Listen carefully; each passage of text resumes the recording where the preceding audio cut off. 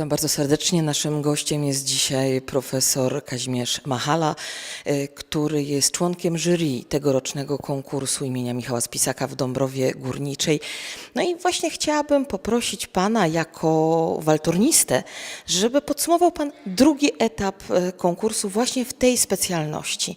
Czy są jakieś wspaniałe przebłyski talentów, oczywiście bez nazwisk, bo to jeszcze do finału daleko, ale czy da się zauważyć jakieś wyjątkowe osobowości w tym składzie?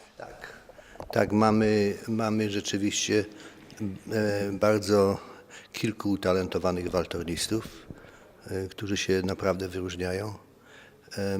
Co chciałem jeszcze dodać, że w zasadzie ta cała percepcja wykonawcza jest rzeczywiście ciekawie ukształtowana. No i na pewno każdy kandydat wynosi z własnego środowiska jakieś tradycje już interpretacyjne, które, prawda, łączą się z uczelnią czy uniwersytetem, na którym studiuje. Ale oprócz tego jeszcze mamy, prawda, elementy temperamentu.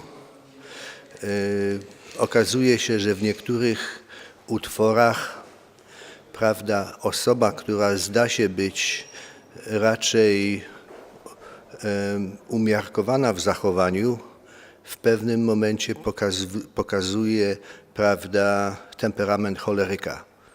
I to są naprawdę bardzo ciekawe przebłyski, ponieważ tutaj taki młody artysta właśnie ukazuje swoją intensywność i koncepcję, prawda, wykonawczą, kształtowanie sekcji, nazwijmy to wirtuozowskich, no i lirycznych.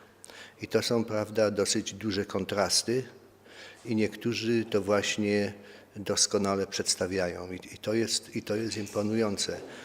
Wydaje mi się, że ten wachlarz interpretacyjny dojrzałego muzyka powinien być bardzo szeroki, czyli nie tylko mamy tutaj, prawda, różnice dynamiczne w wykonaniu, ale również osobistą jakąś koncepcję ustosunkowania się do pewnych części utworu.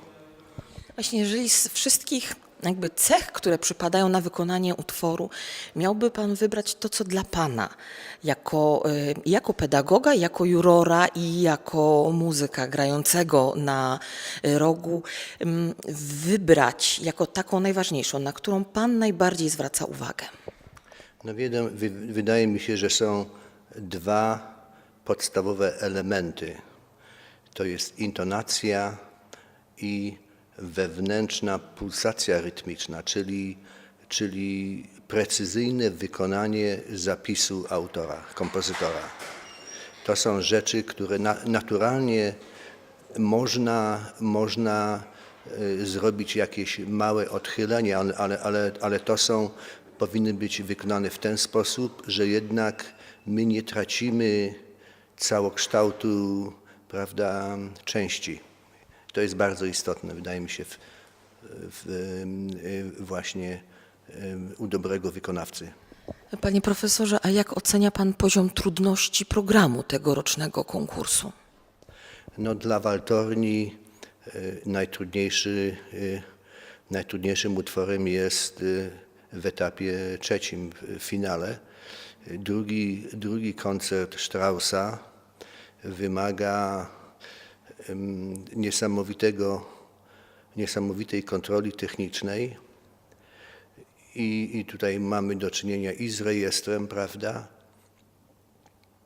Ja słyszałem bardzo ciekawą opinię od profesora w Genewie, się nazywa Edmond Leloir, i on się wypowiedział, że Strauss napisał ten pierwszy koncert za wcześnie, a ten drugi za późno.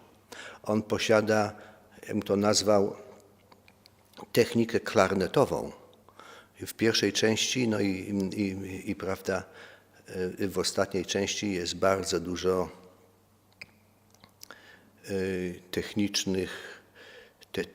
technicznych zmagań, wyzwań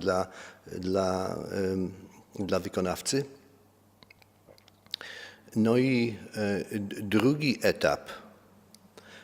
etap był dosyć trudny pod względem kondycji. Dla waltornisty to jest bardzo, bardzo istotne, aby, prawda, być przygotowanym na tyle, ażeby utrzymać poziom, prawda, dobry dźwięk i jakieś wydobyć niuanse, które należą się, prawda, w jakichś częściach utworu i tym podobne.